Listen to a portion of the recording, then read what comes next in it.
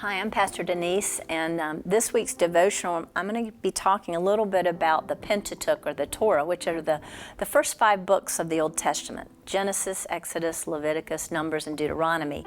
And I know if you're like me, a lot of times you go, wow, those are really hard books to read. They're difficult. Sometimes they're even a little bit boring just because I don't understand them. And we might even get a wrong view of who God is. We might just see God as a God of wrath and vengeance, until we start to look at those books within the context and the culture in which they are written. And here we see something very different. We see God's character revealed, a God of love and a God of grace. And if you remember back to Pastor Todd's sermon from this past week, he talks about God is not always fair, but we are so glad that He is a God of grace. If He was fair, many times we would be punished for our own rebellion and disobedience.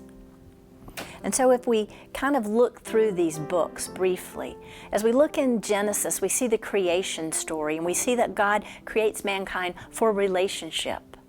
And it's an intimate relationship. He gives them everything they could possibly want in the Garden of Eden. He provides food, and He provides protection and beauty. Animals and man live in perfect harmony, and God literally walks with them in the garden. He is in close fellowship with them. And even when they disobeyed, He did not destroy them, though that's what they deserved. They deserved death because that was what He told them would happen if they ate from the forbidden fruit. Instead, He sacrifices animals, and He provides a covering for their shame and their sin. But sin has consequences. And that consequence for them meant that they were banned forever from the Garden of Eden. Unfortunately, that sin that occurred became ingrained in them and in all of their offspring and the descendants that followed, even to this day. That sinful nature that now has become a part of humanity. And that sin in that time grew like wildfire. It was contagious, and it spread until the Bible describes it this way, that every thought of every person was only evil all the time. It's as though that wickedness was so pervasive that it was almost indescribable, and it grieved God's heart. But God found one righteous man, Noah. And so Noah and his sons and his family were saved from the impending flood that would come to destroy all the evil that had occurred in the world up until that time. And when the flood was gone, God made a covenant with Noah, and He put a rainbow in the sky. And the rainbow was to symbolize to God and to Noah and all of those to come that He would never again destroy all life with a flood. From Noah comes Abraham, and God calls Abraham into a relationship, and He promises to bless him and to his descendants. He calls him into a covenant relationship, and that was a serious agreement in that time, and it was something that they understood in that ancient time. They understood that covenant was not just sign your name, but it was a very serious ceremony. And that ceremony would involve sacrifice of animals. They would cut a heifer in half and other animals, and they would lay them out. And the lesser party between that contract or that covenant would be the one that would walk through in a figure 8 pattern, and they would then say, if what happened to these animals happened to me, should I break this covenant? In other words, this is what's going to happen if I break the covenant. The same thing that happened to these animals. And so that would have been Abraham, because he was kind of the lesser party in this contract. He was the vassal, if you will, or the servant, and God was the Lord. But instead of that happening, what happened instead is God condescends to the level of humility, and He Himself walks through the cut pieces in the form of a smoking fire pot and a blazing torch. God swears upon Himself that He'll never break this covenant. He'll never break this promise.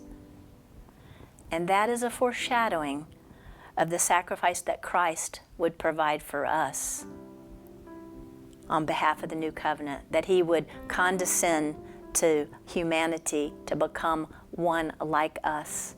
and yet fully God, to be able to give us the new covenant. Eventually, to Abraham is born the promised son Isaac, and to him is born his son Jacob. Jacob becomes the father of 12 sons, one of whom is Joseph. And Joseph, through a lot of family turmoil can happen in any family and circumstances, ends up as a prominent and powerful person in Egypt. And because of the wisdom that God gives him, he is able to get Egypt through a severe famine. And he's also able to get Jacob and the rest of the family into Egypt, who also is able to survive through this great famine. He rescues his family, Joseph does, through this provision that God has given him. And so the Hebrew people, now known as Israelites, because God has now given Jacob the name Israel, become very numerous. And 400 years go by, and the Israelites have indeed become as numerous as God has promised to Abraham. So much so that the Egyptians are very fearful that they're going to lead a revolt and an uprising. So instead, the Egyptians formulate a plan. They enslave them. They are made to be slaves in hard labor. They kill their Hebrew infant boys so that they can not grow up to revolt against the nation of Egypt. And God raises up a leader among them, Moses, who will lead the people out of the bondage of slavery and out of the land of Egypt and into what God says is the promised land, the land of Canaan, which is a land flowing with milk and honey.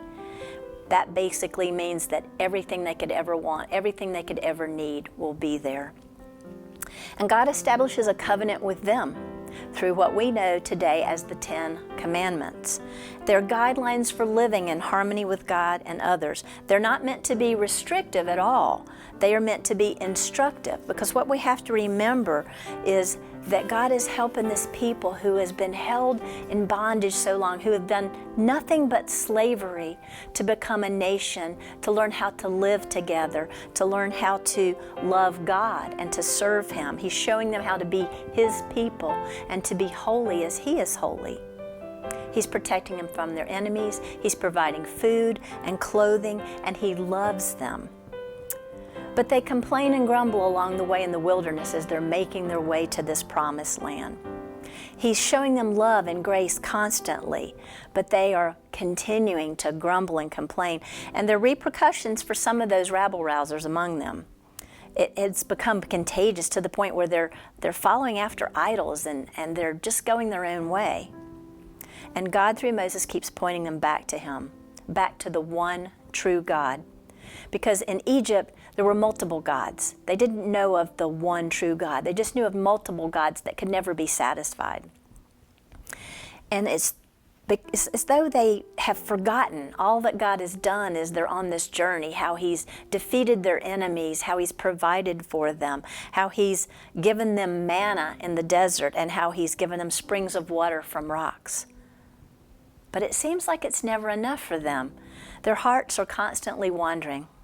And then in Deuteronomy, we see God calling them into relationship. They're called to love God and to instruct their children to love God. They're called to love the Lord your God with all of your heart, with all of your soul, and with all of your strength. They're to remember all of God's love and care and provision for them on this journey. God wants His people to be in His presence and to be in the place of God. He has told Abraham, in fact, I am your shield. I am your very great reward. It is God's presence that is the reward and the blessing.